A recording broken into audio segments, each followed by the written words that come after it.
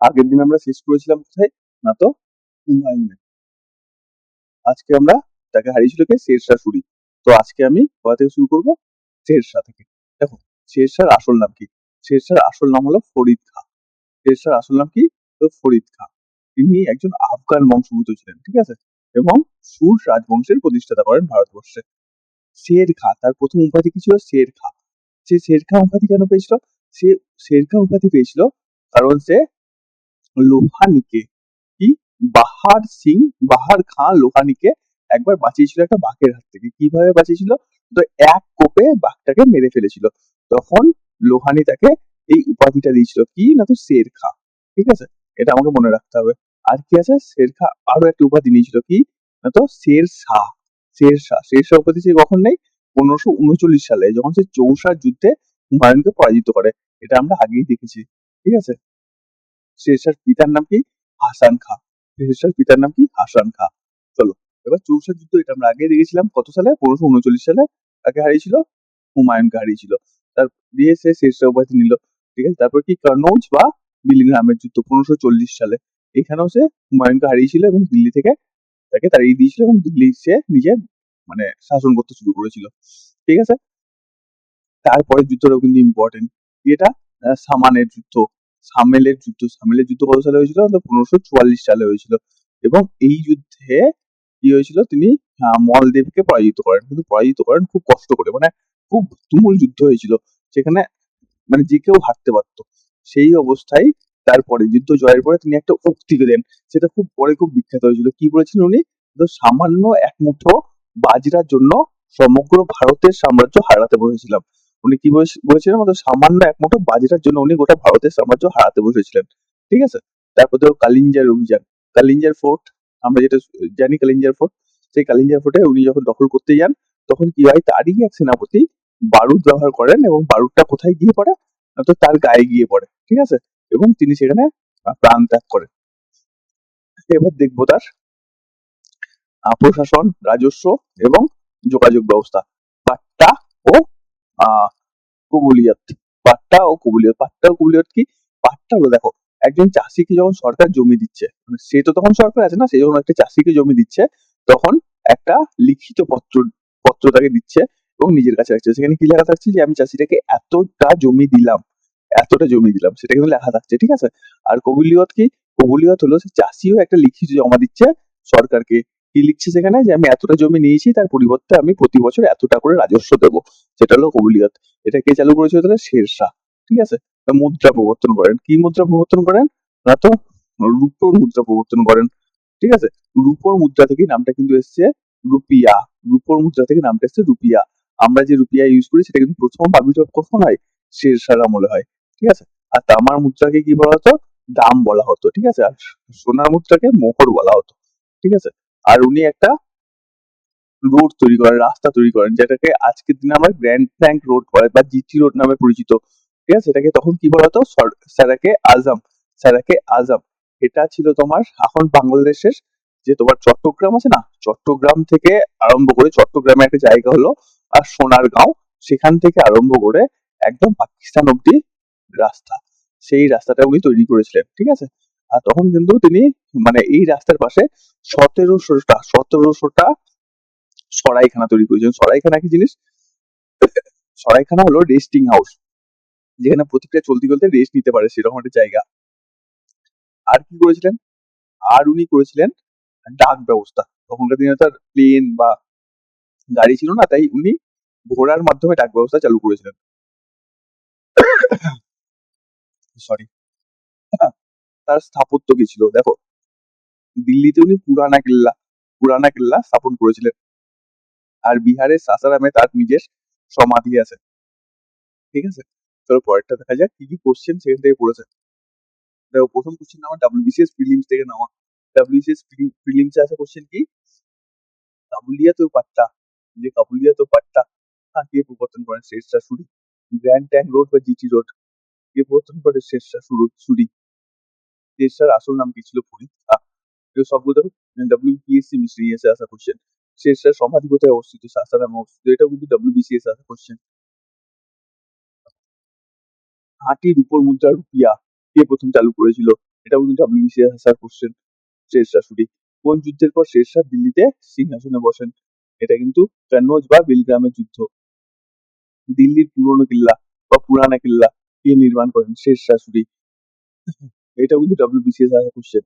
এই দেখো, আমি এক মুঠো বাজরার জন্য ভারতের সাম্রাজ্য হারাতে বসেছিলাম, উক্তিটি কার? এটা কিন্তু WBCS মেন্সে আসা কোশ্চেন। কে করেছিল এটা? শেরশাহ। কোন যুদ্ধে? সামেলের যুদ্ধে। আচ্ছা, এরপরে আমরা কি করবো? এরপরে আমরা করবো আকবরকে নিয়ে। আকবর কিন্তু অনেকদিন রাজত্ব করে, প্রায় 49 বছর উনি রাজত্ব করেন। আকবরের আসল নাম কি? আকবরের আসল নাম হলো জালালউদ্দিন মোহাম্মদ আকবর। জালালউদ্দিন মোহাম্মদ আকবর। দেখো, সে কিন্তু কোথায় জন্মেছিল না জন্মেছিল সেটা এখানে লেখা আছে। আর সিংহাসনে কবে বসে? 1556 সালে তিনি সিংহাসনে বসে, এবং তখন তার বয়স কত ছিল? 13 বছর 4 মাস। ঠিক আছে। এবং কোথায় সিংহাসনে বসে? না তো পাঞ্জাবের কালানৌতে। কালানৌতে তিনি সিংহাসনে বসেন পাঞ্জাবের। ঠিক আছে। এই দেখো, তখন তার বয়স তো খুব কম ছিল, হয়তো 13 বছর 4 মাস।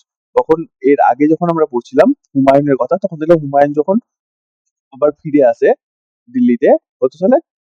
1555। 1555 সালে। তখন তাকে কে সাহায্য করেছিল? তখন তাকে সাহায্য করেছিল বৈরাম খাঁ।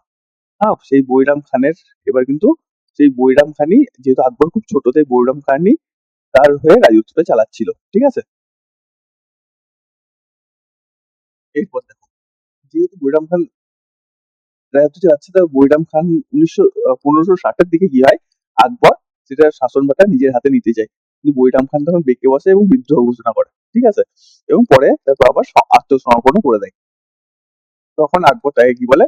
যে তুমি চলে যাও, তুমি যাও, এবার কোথায় যাবে? তুমি যাবে মক্কায় তীর্থ করে আসো। তাকে তীর্থতে পাঠিয়ে দেয়। কিন্তু তখন তখন কি হয়? তখন তখনও তো সে অ্যাকচুয়ালি ছোটই। তার কত আর বছর বয়স হয়েছে? খুব বেশি 17 বছর। সে তখনও সম্পূর্ণ পরিপক্ক হয়নি শাসন চালানোর জন্য। তাই কি হয়? আমরা বলি না দাইমা, তার আকবরের একজন দাইমা ছিল। সে আকবরের দাইমা আকবরের হয়ে তখন শাসন কাজ চালাতো। তো 1560 থেকে 1562 সাল অব্দি। তো তার নাম কি ছিল? তার নাম ছিল মাহাম আঙ্গা। মাহাং মাহাম আঙ্গা। ঠিক আছে, তার দাইমার নাম ছিল। সেই শাসন কাজ চালাতো। আর মেয়ের, তিনি একজন মহিলা ছিলেন। আর মহিলারা কি? মহিলারা পেটিকোট পরে, তাই এই সময়কালকে আমি পেটিকোট পেটিকোট গভর্নমেন্ট বলে থাকি। ঠিক আছে, আমরা এই সময়কালকে কি বলে থাকি? Petticoat government. ওকে।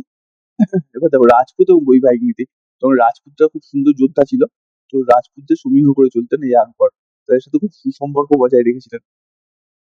তাই উনি কি করেন? উনি রাজপুতদের সাথে মৈত্রতার সঙ্গে সঙ্গে বৈবাহিক সম্পর্ক স্থাপন করেন। এবং তাকে বিবাহ করেন উনি। উনি বিবাহ করেন যোধাবাই।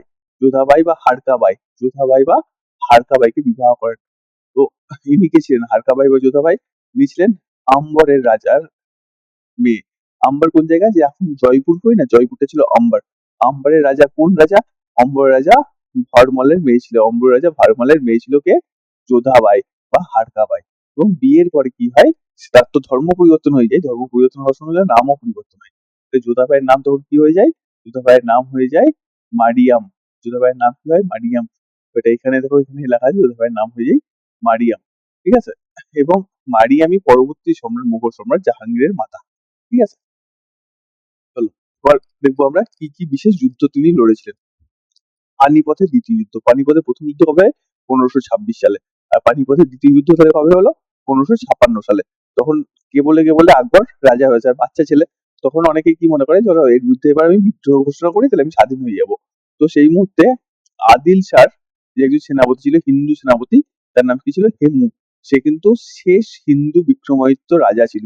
মানে হেমু বিক্রমাদিত্য শেষ হিন্দু রাজা ছিল দিল্লিতে। দিল্লির শেষ হিন্দু রাজা কে ছিল? তাহলে হেমু বিক্রমাদিত্য। সে কিন্তু যুদ্ধ করতে শুরু করে কার বিরুদ্ধে? আকবরের হয়ে। আকবর খুব ছোট, তাই যুদ্ধে যায় না। তার হয়ে যুদ্ধ কে করেছিল? বৈরাম খাঁ। ঠিক আছে। এবং হেমুকে পরাজিত করেছিল। তারপরে কি আছে? তারপর আছে হলদিঘাটি যুদ্ধ। হলদিঘাটি যুদ্ধে কিন্তু মানে বীর রানা প্রতাপ সিংহর বিরুদ্ধে কিন্তু লড়াই হয়েছিল। এবং তার হয়ে কে লড়াই করেছিল? মান সিং লড়াই করেছিল তার হয়ে। তার মেন সেনাপতি কি ছিল? মান সিং। ঠিক আছে। এবং অন্যান্য যেসব রাজ্য জয় করে সেগুলো এখানে দেওয়া আছে, সেগুলো তোমরা পড়ে নিও। তার মধ্যে গুজরাটটা বেশি ইম্পর্টেন্ট। ঠিক আছে। এবং শেষ সামরিক অভিযান কোথায় হয়? তার খন্ডেল দেশে। খন্ডেল দেশে। তার শেষ সামরিক অভিযান হয় কিন্তু খন্ডেল দেশে। আমরা শুধু এটুকুই মনে রাখবো। এবার চলো, তারপরে মানসবদারি প্রথা। তো এই সময় কিন্তু মানসবদারি প্রথা চালু করে আকবর। মানসবদারি প্রথা এই সময় চালু করে। মানসবদারি কি জিনিস?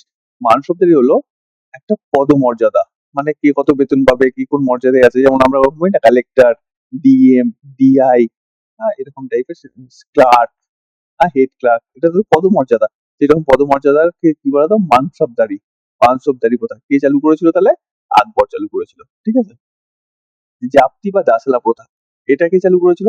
এটা করেছিল কিন্তু তোদারমল। তোদারমল চালু করেছিল। দেখো এই জিনিসটা কি, এই দাসলা, দাসলা থেকে মানে দশ, দশ করাটা আছে না, 10 বছর ধরে একটা জমিতে এই ধরো একটা জমি আছে, এই জমিতে 10 বছর ধরে কতটা ফসল হচ্ছে তার একটা হিসাব আমি রাখলাম। সেই হিসাব রেখে আমি 10 বছরে এতটা ফসল হচ্ছে, দিয়ে আমি এটা কি করলাম, যাকে আমি দিচ্ছি জমিটা, তাকে বলছি দেখো 10 বছরে এখানে এতটা ফসল হচ্ছে, তোমায় কিন্তু প্রতি বছর এতটা করে রাজস্ব দিতে হবে। সেটাকে বলা হচ্ছে দাসালা প্রথা, ঠিক আছে। এটা তাহলে কে এনেছিল? এটা এনেছিল তোদারমল। তোদারমল কে ছিল? তোদারমল ছিল আকবরের অর্থমন্ত্রী। চলো এটা পরে দেখা যাবে। এবার দেখো উনি কি কি করেছিলেন। হ্যাঁ, উনি কি কি ধর্মীয় রীতি এনেছিলেন আর কি কি কাজ করেছিলেন। যে দাস প্রথা ছিল, দাস প্রথাটাকে উনি বিলুপ্ত করে দিয়েছিলেন। তারপর কি হয়েছিল? 1563 সালে উনি যে মানে তার আগে যে পিলিগ্রাম ট্যাক্স নিত না, যে হিন্দু যে সব মানে বিধর্মী যারা মুসলিম বাদে অন্য যেসব ধর্মের লোকজন ছিল, তাদেরকে তীর্থ করতে গেলে একটা টাকা দিতে হতো। সেই টাকা নেওয়া কিন্তু উনি বাতিল করে দিন, সেই টাকা উনি আর নিতেন না। সেটাকে কি বলবো? তীর্থকর বা পিলগ্রিম ট্যাক্স, ঠিক আছে।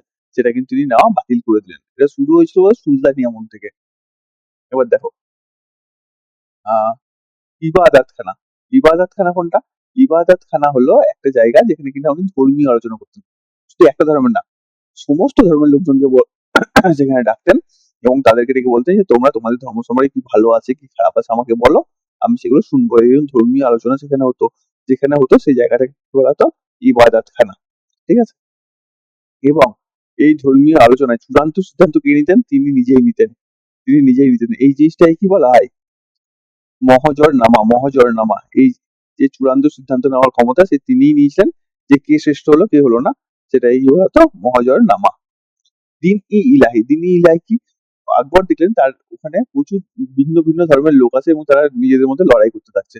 তখন উনি কি করলেন? সমস্ত ধর্মের ভালো ভালো জিনিসগুলোকে নিয়ে একটা ধর্ম মত প্রকাশ করলেন। তার নাম দিলেন দিন ই ইলাহি, ঠিক আছে। সেই ধর্মটা অনেকে গ্রহণও করলো, কিন্তু একজন মাত্র হিন্দু সেটাকে গ্রহণ করেছিল। কে সেটা? সে হলো বীরবল। বীরবল একমাত্র হিন্দু যে কিনা এই দিন ই ইলাহি ধর্মটাকে গ্রহণ করেছিল। এবং বীরবলের আসল নাম কি? বীরবলের আসল নাম হলো মহেশ দাস। বীরবলের আসল নাম হলো মহেশ দাস। চলো এবার, এবার কি দেখবো আমি, আকবর তার রাজধানী কিন্তু 4 বার পরিবর্তন করেছিলেন। প্রথমে কি ছিল রাজধানী? প্রথমে তার রাজধানী ছিল আগ্রা। প্রথমে তার রাজধানী ছিল আগ্রা। আগ্রা থেকে কোথায় যাই? ফতেপুর সিক্রি। ফতেপুর সিক্রি থেকে কোথায় যাই? লাহোর। লাহোর থেকে কোথায় আসে? আবার আগ্রাতে আসে। আমি শুধু কোথায় যাই আর কোথায় আসে সেটুকু মনে রাখলেই হবে, মাঝখানে এই জিনিসগুলো না পড়লেও আমার চলবে। এবার দেখো উনি কি কি করেছিলেন। স্থাপত্য ও শিল্পকলা। উনি কিন্তু 5 মহল করেছিলেন। কোথায় করেছিলেন? ফতেপুর সিক্রিতে করেছিলেন। আর উনি কি করেছেন? বুলান দরওয়াজা। এটা কোথায় করেছেন? এটাও কিন্তু ফতেপুর সিক্রিতে করেছিলেন। এবং এটা হলো বিশ্বের সর্বোচ্চ তোরণ। মানে তোরণ মানে হলো গেটওয়ে। বিশ্বের সর্বোচ্চ, এই দেখো বিশ্বের সর্বোচ্চ তোরণ কোনটা? তাহলে বুলান দরওয়াজা। এটা কত সালে তৈরি হয়েছিল? 1573 সালে। আর 1572 সালে উনি কি করেছিলেন? গুজরাট জয় করেছিলেন। সেই জয়ের উদ্দেশ্যে কিন্তু উনি এটা তৈরি করেছিলেন। আর কি তৈরি করেছেন? Agra fort, Allahabad fort, Lahore fort. এবার দেখো ওনার সময় কিন্তু অনেক সংস্কৃত বই কিসে? ফার্সিতে অনুবাদ করা হয়েছিল। তার মধ্যে একটা হলো মহাভারত, যার ফার্সি অনুবাদের নাম কি ছিল? আহ কি নাম ছিল? রাজামনামা। রাজামনামা ছিল তার ফরাসি সরি ফরাসি না, ফার্সি অনুবাদের নাম। এটা কে কে করেছিল? এটা করেছিল আব্দুল কাদির বারদনি আর ফৈজি। এই দুজন মিলে কিন্তু মহাভারতকে ফার্সিতে অনুবাদ করেছিল। আর রামায়ণ অনুবাদ কি করেছিল? আব্দুল কাদের বাদুইনি, ঠিক আছে। আর অন্যান্য গ্রন্থ সেগুলো কি, যেমন অথর্ববেদ, লীলাবতী, রাজতরঙ্গিনী, পঞ্চতন্ত্র, এগুলো কিন্তু ফার্সিতে অনুবাদ করা হয়েছিল। রাজতরঙ্গিনী কে লিখেছিল? রাজতরঙ্গিনী লিখেছিল কলহন। পঞ্চতন্ত্র কে লিখেছিল? পঞ্চতন্ত্র লিখেছিল বিষ্ণুগুপ্ত। এগুলো কিন্তু আমাদের অন্যান্য জায়গাতে আছে, কিন্তু এটা আমাদের খুব ইম্পর্টেন্ট, তাই তোমাদের বলে দিলাম। এবার দেখো আকবরের যে নবরত্ন ছিল, প্রথম নবরত্ন আমরা কোথায় দেখেছিলাম? প্রথম নবরত্ন আমরা পেয়েছিলাম কিন্তু চন্দ্রগুপ্ত দ্বিতীয়র আমলে। দ্বিতীয় নবরত্ন আমরা কোথায় পাচ্ছি? এখানে পাচ্ছি। তো রাজা তোদারমল, এর নাম কিন্তু আমি দশহরা প্রসাদে প্রথমবার পেলাম। রাজা তোদারমল কে ছিল তাহলে? অর্থমন্ত্রী ছিল। ঠিক আছে, এটুকু আমি মনে রাখবো। আর উনি কি করেছিলেন? দাসেরা ব্যবস্থা আর মানে আর জাপ্তি প্রথা চালু করেছিলেন। বীরবল, বীরবল কে ছিল? বীরবল ছিল প্রধান উপদেষ্টা, প্রধান উপদেষ্টা ছিল বীরবল, এবং তার আসল নাম কি ছিল? মহেশ দাস। এবং সে কি করেছিল? দিন-ই ইলাহি যেটা, সেটা গ্রহণ করেছিল একমাত্র হিন্দু। ঠিক আছে। আর মিয়ান তানসেন, তানসেনের নাম আমরা অনেকবার শুনেছি। তানসেনের আসল নাম কিন্তু রামতনু পান্ডে। দেখো, রামতনুর আসল নাম কি ছিল? রামতনু পান্ডে। ঠিক আছে। তাকে মিয়ান টাইটেল কে দিয়েছিল? মিয়ান টাইটেল দিয়েছিল আকবর। আর সে কিন্তু প্রথমে আকবরের গায়ে ছিল না, সে ছিল কোথায়? সে ছিল রেওয়ার রাজা রামচন্দ্র সিংহের রাজসভায়। ঠিক আছে, সেখান থেকে তাকে নিয়ে যাওয়া হয়, নিয়ে আসা হয়। ওটা কোথায়? গোয়ালিয়রের কাছে। ঠিক আছে। আর তানসেন কি বাজাতো? রুদ্র বীণা বাজাতো। এটা কিন্তু আমার এখানে লেখা নেই, কিন্তু তোমাদের মনে রাখতে হবে। দেখো, এবার কি আছে? আবুল ফজল। আবুল ফজল কিন্তু ছিল এখানকার প্রধান লেখক, তার আমলের প্রধান প্রধান লেখক। এই কি কি লিখেছিল? এই লিখেছিল আইনি আকবরী। আর কি লিখেছিল? আকবরনামা। আর কি লিখেছিল? আকবরনামা। ঠিক আছে। চলো পরেরটা দেখা যাক। রাজা মানসিং। রাজা মানসিং কে ছিল? রাজা মানসিং ছিল ছিল ছিল তার প্রধান সেনাপতি। রাজা মানসিং ছিল তার প্রধান সেনাপতি। আর ফৈজি, ফৈজি কে ছিল? ইনি কিন্তু ছিলেন শিক্ষামন্ত্রী। আর এই কি কি করেছিল? মহাভারত যে ফার্সিতে রচনা হয়েছিল তাতে কাজ করেছিল। লীলাবতী, এগুলো কিন্তু সে ফার্সিতে অনুবাদ করেছিল। ঠিক আছে। আব্দুল রহিম খানে খানা, এই নামটা কিন্তু আমরা আগেও পেয়েছি। কার সময় পেয়েছি? বাবরের সময় পেয়েছি। বাবর কি লিখেছিল? তার আত্মজীবনী জুজুকি বাবরি, সেটাকে ফার্সি থেকে কনভার্ট করেছিল আব্দুল রহিম খানে খানা, এবং কি নাম দিয়েছিল? বাবর নামা। ঠিক আছে। চলো পরের স্লাইডে যাওয়া যাক। এবার দেখো আমাদের কোশ্চেন চলে এসেছে। এখানে কি বলছে? মহাভারতের ফরাসি অনুবাদের নাম কি? ফরাসি অনুবাদের নাম কি এবং এটি কে অনুবাদ করেছিল? এটা কিন্তু WBCS মেন্স এর কোশ্চেন। কি নাম কি? রাজাম নামা। আর অনুবাদ কে করেছিল? ফাইজি। আর কি? আব্দুল কাদের বাদউইনি। তাদের আকবরের জীবনের শেষ সামরিক অভিযান করেছিল খান্ডেল দেশ। এটা কিসে পড়েছিল? WBCS প্রিলিমস এ পড়েছিল। খান্ডেল দেশ, এই তো খান্ডেল দেশ। ঠিক আছে।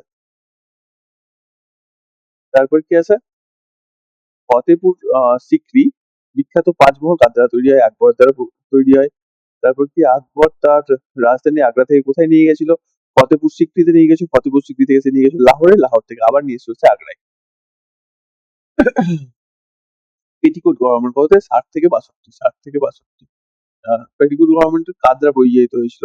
কার দ্বারা পরিচালিত হয়েছিল? মাহাম আঙ্গার দ্বারা পরিচালিত হয়েছিল। মহম আঙ্গার দ্বারা পরিচালিত হয়েছিল, যিনি আকবরের ধাত্রীমা। ধাত্রীমা মানে হলো যিনি দুধ খাইয়ে বড় করে, এবং আমাদের এখানে দাইমা টাইমা হয় না, ওই টাইপের একটা জিনিস। ঠিক আছে। আকবরের রাজপুত পত্নী যোধাবাই। যোধাবাই বিবাহের পর তার নাম কি হয়? মারিয়াম। যোধাবাই বিবাহের পর নাম কি হয়? মারিয়াম। তার বিবাহের আগে কি নাম ছিল? সেটাও কিন্তু আমরা পড়েছি, হারকাবাই। তারপর কি? তানসেন। আকবরের সহ আকবরের সবার পূর্বে কোথায় ছিল? তার আসল নাম হলো রামতনু পান্ডে। আর সে আগে কোথায় ছিল? রেওয়ারের রাজা রামচন্দ্র সিংহের অধীনে ছিল। ঠিক আছে। মানসাবদারি প্রথা বা দাসালা প্রথা কে প্রবর্তন করেন? আকবরই প্রবর্তন করেন। আর দাসলা দাসলা প্রথা কে চালু করেছিল? তোদারমল চালু করেছিল। দিন-ই ইলাহি একমাত্র কোন হিন্দু গ্রহণ করেছিল? এটাও কিন্তু WBCS এর কোশ্চেন। কে গ্রহণ করেছিল? বীরবল। আসল নাম কি? মহেশ দাস। আর গুজরাট জয়ের পর উনি কি নির্মাণ করেছিলেন? বুলান দরওয়াজা। এটাও কিন্তু WBPSC কোশ্চেন, ফুড এসআইতেও এসেছিল। ঠিক আছে। তারপরে আমার কি আছে? আকবরের জীবনী আকবরনামা ও আইনে আকবরী কে লিখেছিল? আবুল ফজল। তারপর আকবর কত সালে জিজিয়া কর বাতিল করেছিল?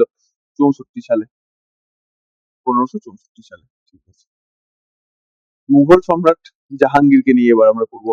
জাহাঙ্গীর কবে? তো আকবর মারা যাওয়ার পরে, অর্থাৎ 1605 থেকে 1627 অব্দি উনি রাজত্ব করেছিলেন। চলো দেখা যাক ওনার নামে কি কি আছে। আসল নাম কি? আসল নাম হলো তার নুরুদ্দিন মোহাম্মদ জাহাঙ্গীর। কিন্তু ছেলেবেলায় তাকে তার বাবা কি নামে ডাকতো? সেলিম নামে ডাকতো। ঠিক আছে। সুফি সাধক সেলিম চিশতির নাম অনুসারে কিন্তু তার নামটা এটা করা হয়েছিল। পিতা এবং মাতার নাম তো আমরা আগেই পড়েছি। কি নাম পিতার নাম? পিতার নাম হলো আকবর, আর মাতার নাম কি? যোধাবাই, যাকে পরে মারিয়াম নাম দেওয়া হয়। সিংহাসনে কবে বসে সেটা তো আমরা দেখলাম। এবং তিনি কি উপাধি নেন? তিনি কিন্তু বাদশাহ গাজীর উপাধি নিয়েছিলেন। বাদশাহ গাজী, বাদশাহ গাজী। এই দেখো, বাদশাহ গাজী, বাদশাহ গাজী উপাধি তিনি নিয়েছিলেন। ঠিক আছে। জাঞ্জিরে আলম। জাঞ্জিরে আলমটা কি? ওই সময় কি হতো, প্রজারা যাতে জাস্টিস পায় সেই জন্য উনি একটা চেনের সিস্টেম করেছিলেন। যদি কেউ মনে হয় সে তার সাথে ইনজাস্টিস হয়েছে, তা সে চেনটা টানবে, তার রাজা নিজে এসে তার কথা শুনবে। ঠিক আছে? তো এই চেনটা কিন্তু সোনার তৈরি ছিল, এই চেনটা ছিল সোনার তৈরি। এই দেখো সোনার, সোনার শিকড়, জাস্টিস বেল বলা হতো একে। ঠিক আছে? জঞ্জিরে আলম, সরি জঞ্জিরে আদিল। শাহজাহান, সরি, শাহজাদা খুসরোর বিদ্রোহ। উনি সিংহাসনে বসার পরেই কি হয়, আহ, যে খুসরো ছিল, মানে তার ছেলে খুসরো, সে কিন্তু বিদ্রোহ শুরু করে দেয়। খুসরো ছিল তার সব থেকে বড় ছেলে, সে বিদ্রোহ শুরু করে এবং কার সাহায্য নেয়, পঞ্চম শিখ গুরু অর্জুন দেবের সাহায্য নেয়। আমরা শিখ গুরু কে, কত নাম্বার শিখ গুরু, সেটা কিন্তু আমাদের মনে রাখতে হবে। পঞ্চম শিখ গুরুকে গুরু অর্জুন দেব। কিভাবে মনে রাখবো পঞ্চম শিখ গুরু অর্জুন দেবটা? কারণ আমাদের পঞ্চ পাণ্ডব, পাণ্ডবদের মধ্যে মহান একজনকে অর্জুন, তাই পঞ্চম শিখ গুরুর নামও কি অর্জুন দেব। ঠিক আছে? এইভাবে আমরা ওটা মনে রাখবো। ইনি কি করেছিলেন, ইনি কিন্তু গ্রন্থ সাহেব, যেটা কিন্তু শিখদের একটা হোলি গ্রন্থ, সেটা কিন্তু উনি করেছিলেন। আর আমরা যেটা এখন বলি না স্বর্ণ মন্দির, সেটা সেটা কিন্তু উনি নির্মাণ করেছিলেন। স্বর্ণ মন্দিরের আসল নাম হলো হরগোবিন্দ সাহেব, হরমন্দির সাহেব, হরমন্দির সাহেব, আমাদের লেখা থাকবে পরে কোথাও। তো যেহেতু অর্জুন দেব তার ছেলেকে বিদ্রোহে সাহায্য করেছিল, তাই তাকে মৃত্যুদণ্ড দেওয়া হয়েছিল। ঠিক আছে? এই জন্য শিখদের সাথে তার একটা খারাপ সম্পর্ক তৈরি হয়। এই দেখো এখানে লেখা আছে উনি কি লিখেছিলেন, পবিত্র গ্রন্থ, আদি গ্রন্থ লিখেছিলেন এবং হরমন্দির সাহেব নির্মাণ করেছিলেন। ঠিক আছে?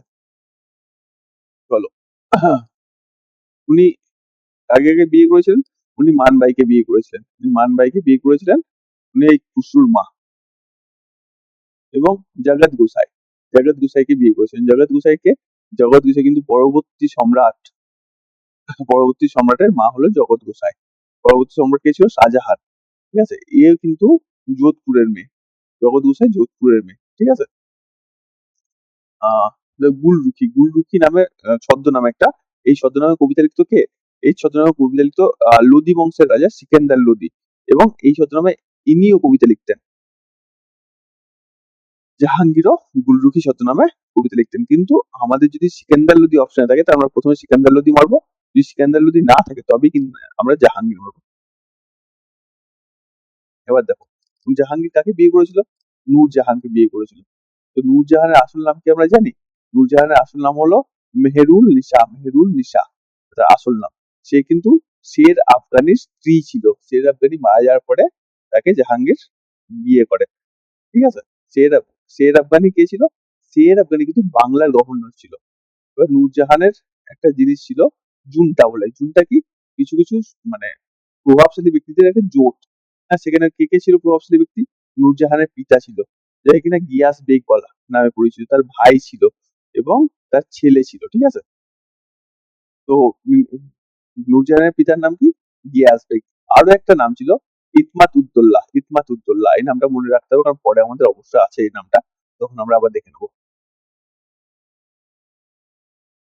এবার দেখো এর সময় কি এসেছিল, এই সময় কিন্তু এসেছিল ক্যাপ্টেন উইলিয়াম হকিন্স। জাহাঙ্গীরের সময় এসেছিল ক্যাপ্টেন উইলিয়াম হকিন্স। ঠিক আছে?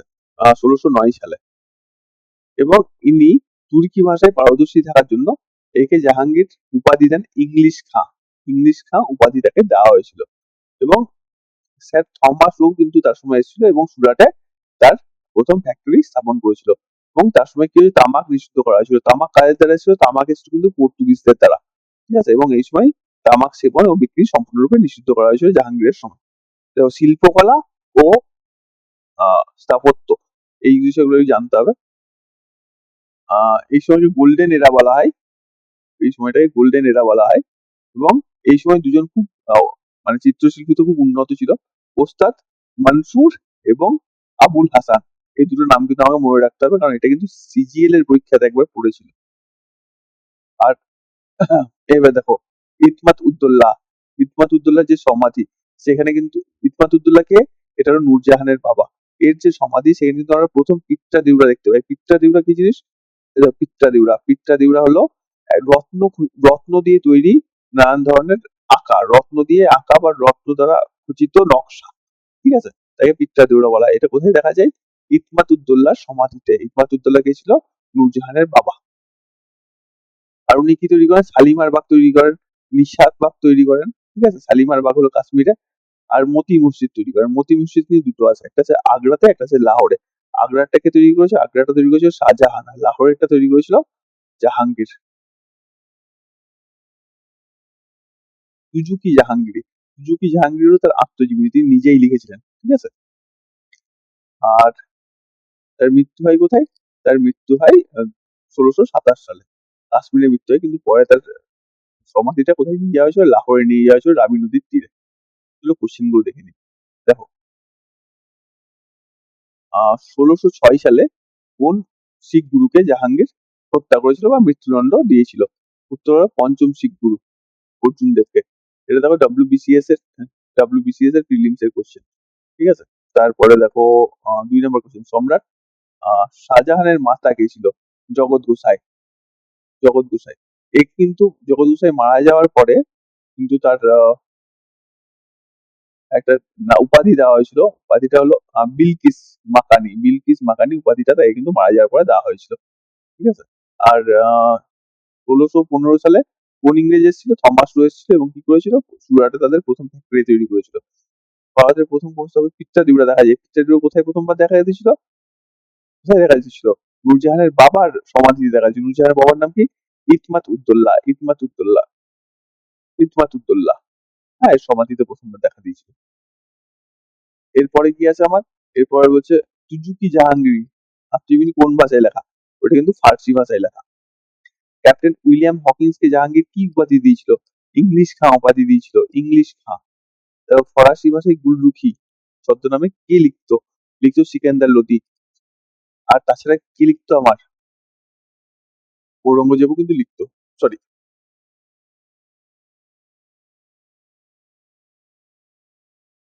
জাহাঙ্গীর। জাহাঙ্গীরও কিন্তু এই নামে লিখতো। সিকান্দার লোদি লিখতো আর জাহাঙ্গীর লিখতো। যদি অপশন সিকান্দার লোদি থাকে তাহলে আমি সিকান্দার লোদিই মারবো। এইটা কোথায় এসেছিল? ডাব্লিউবিসিএস মেন্স এসেছিল। তোমরা জাহাঙ্গীরের সমাধি কোথায় অবস্থিত? জাহাঙ্গীরের সমাধি কিন্তু লাহোরে অবস্থিত, রাবি নদীর তীরে। কিন্তু মারা গেছিলেন কোথায়? মারা গেছিলেন কাশ্মীরে। আজকে আমাদের এটুকুই থাকলো। পরের দিন আমরা এর পরের রাজাগুলোকে নিয়ে করব, পরের সম্রাটগুলোকে নিয়ে করব। এই যে কোশ্চেন গুলো তোমাদের করা আছে সেগুলো সবগুলোই কিন্তু শুধু এই কোশ্চেন গুলো না, যে পুরো প্রেজেন্টেশনটা তোমরা দেখলে, সেই পুরো প্রেজেন্টেশনটা কিন্তু আমি কোশ্চেন থেকে তুলে তুলে বানিয়েছি। অর্থাৎ যেগুলো তোমরা দেখেছো সেগুলো কোনো না কোনো পরীক্ষাতে অবশ্যই এসেছে, সেই জন্যই আমি সেগুলোকে নিয়েছি। তো আশা করি তোমাদের ভিডিওটা ভালো লেগেছে। আর যদি ভালো লেগে থাকে তাহলে আমার চ্যানেলটিকে সাবস্ক্রাইব করো, ভিডিওটিকে লাইক করো, আর কমেন্ট করে জানাও তোমরা পরবর্তীতে কিসের ভিডিও চাও। চলো আজকে এটুকুই থাক। পরবর্তীতে আমরা নতুন ভিডিও নিয়ে আসবো এর পরবর্তী সম্রাটদের নিয়ে। তারপর কি চাই সেটা তোমরা আমাকে কমেন্টে জানাও। চলো আজকের মতো বাই।